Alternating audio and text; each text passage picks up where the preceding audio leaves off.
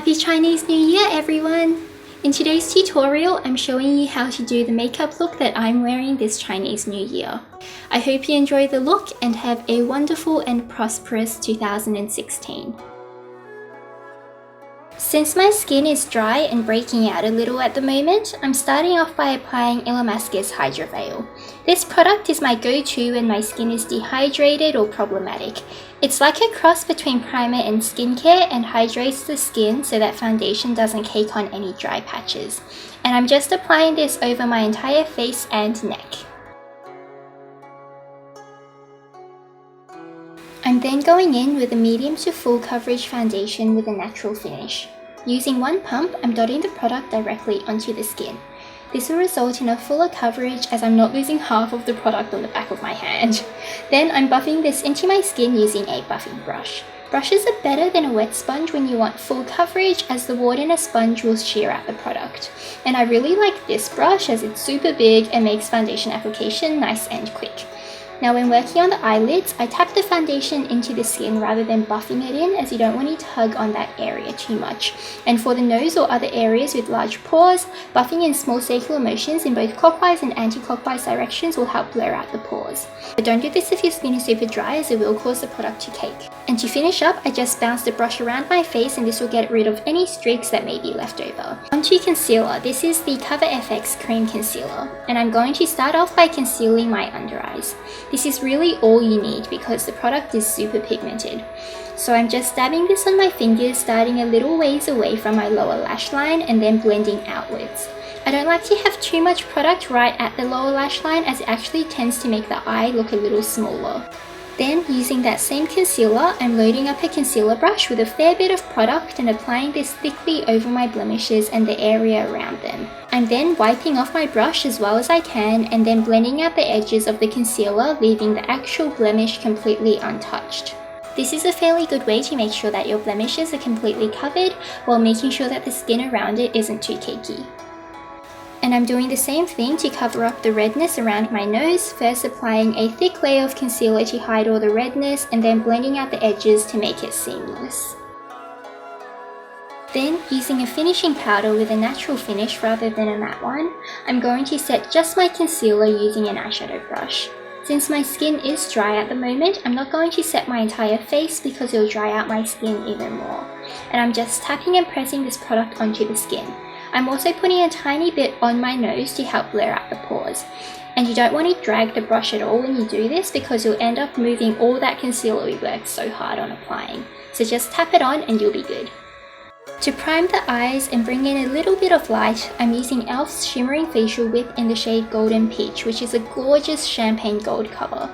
This is slightly darker than my skin, so I can't use it as a liquid highlighter, which is what it's meant to be, but I find it makes a beautiful eyeshadow base. And I'm just using my fingers to apply this over my lid, keeping it under the socket of my eye. Then, as always, I like to contour my eyes and nose, and I'm doing this using Too Faced Chocolate Soleil, which is a matte brown bronzer. I'm just using a fluffy eyeshadow blending brush to apply this into the sockets of my eyes and under the eyebrows at the bridge of my nose. This will just add a little bit more dimension and depth to my face.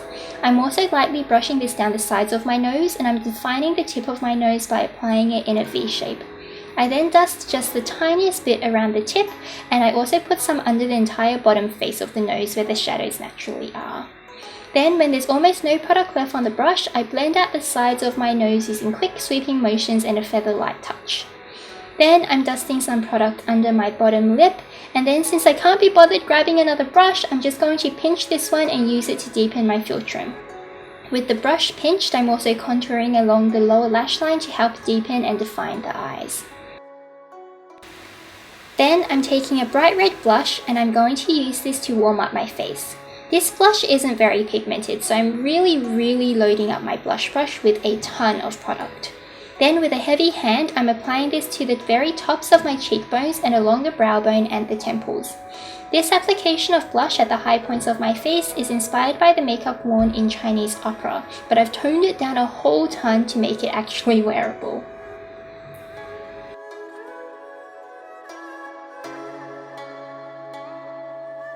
Then, Using a glittery gold eyeshadow, I'm going to highlight the feature points of this look, which are the eyes and the lips. Taking the product on my pinky finger for the least fallout and best colour payoff, I'm applying gold to just the inner area of my eyes where the light naturally hits to really brighten up that area. You can see how much light reflects off the gold. I'm also applying just a little bit to the center of my eyelids to add dimension, but I'm trying not to go too overboard with this part. Then I'm applying the gold to my cupid's bow area, bringing it down onto the top lip and up to highlight the philtrum. Then I'm going to apply an actual highlighter to the other high points of my face, and this will just help everything look a little more balanced so I don't have a really harsh highlight on some areas of my face and nothing everywhere else. So I'm just dusting this along my brow bones as well as above the arch of the brow, the tops of the cheekbones, tip and bridge of the nose, and also on the chin. And I'm keeping this highlight fairly subtle as I don't want it to take away too much of the focus. Then I'm going to line my eyes using a red lipstick. Now I forgot to press record when I did this because I'm a silly Billy, but I just put the lipstick on the back of my hand and then loaded it onto an OCC lip tart brush and lined my eyes with an exaggerated wing. And now I'm just wiping away the excess lipstick, and I'm going to load up the same brush with the red blush from earlier and use this to set my eyeliner so it doesn't smear all over my lids. Now it's best to use a powder that's a similar colour to the lipstick to set this makeup, as the translucent powder tends to dull down the colour.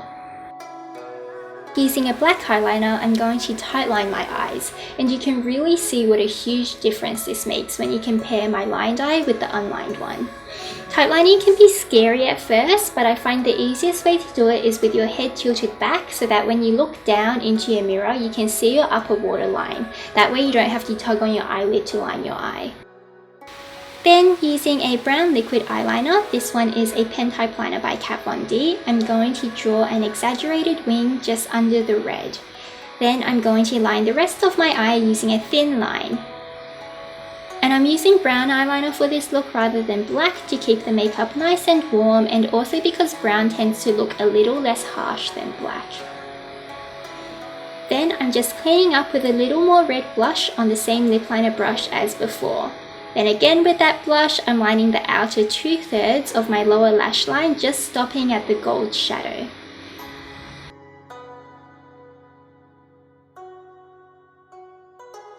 When there's barely any product left on the brush, I'm blending out the line so that it's nice and soft. And since I've got to do this earlier, I'm now just extending the inner corners of my eyes with that brown liquid eyeliner. Okay, onto eyebrows. As usual, I'm using e.l.f.'s cream eyeliner in the shade Coffee, which is a dark brown. Don't be afraid of using eyeliner in your brows because it's so dark, because if you use a light hand in the little product, you can actually get it to look really nice and natural. So I'm just starting off by drawing on the ends of my eyebrows using an angled eyeliner brush, and then using short strokes in the direction of my natural eyebrow hair growth, I'm defining underneath the center of the brow and feathering it out towards the front of the brow. And then I'm defining the arch. And I'm trying to keep the eyebrows looking fairly natural here, since they're not really a focus point of the look, they're just there to frame the eye makeup. You definitely want to be able to see the individual eyebrow hairs when you're done, so use short strokes to mimic the natural hair. Don't just fill your brows in one solid block of colour. And if you're not sure how long to draw your eyebrows, I always like to use my eyeliner as reference and make my brows extend just slightly past the wing. And this is why I always draw my brows after my liner. Using a tiny bit more of that eyeliner, I'm lining the outer third of my lower lash line and then blending it out with whatever's left on my red lip brush. Work one eye at a time because the gel liner sets relatively quickly and it'll be hard to blend out after it's dry.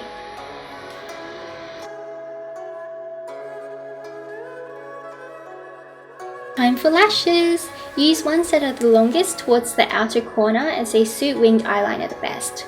And these are brown again to keep the colours nice and warm.